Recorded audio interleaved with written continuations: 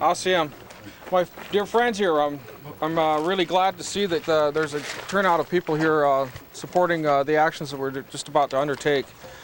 We have a great problem here in the Pacific Northwest is that our ancient ones, or the ancient forests, are disappearing. And along with those ancient forests, when they disappear, also our medicine people are disappearing too, and that's the plants that grow around and underneath those ancient forests. And once an ancient forest is gone, it's gone forever. Man cannot do what the Creator has done. And the last of the old growth stands are here in what Mutual of New York is taking away from all of us.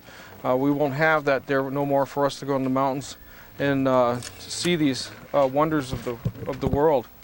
The clear cut came about back in World War II when national security was at risk.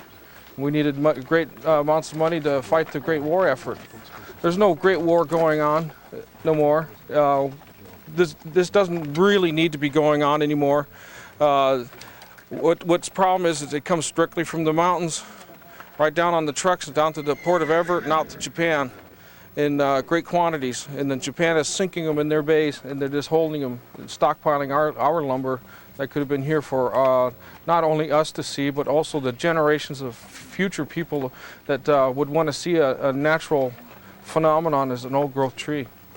And the problems that we have also is the direct impacts that the logging does on our water quality.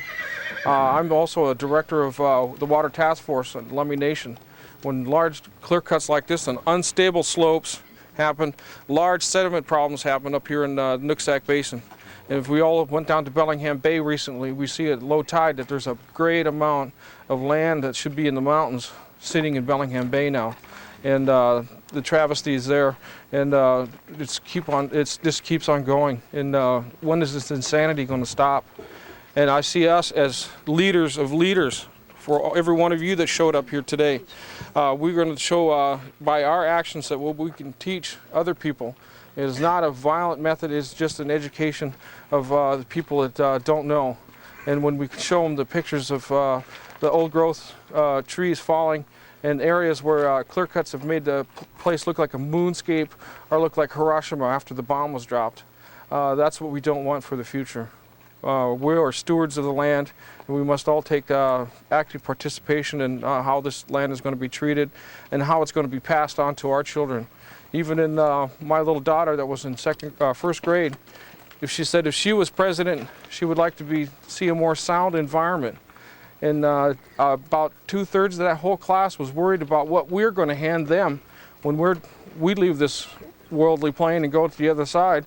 What are we leaving for the children? That's the question. What are we leaving for the children? And I thank you all for coming. Thank you.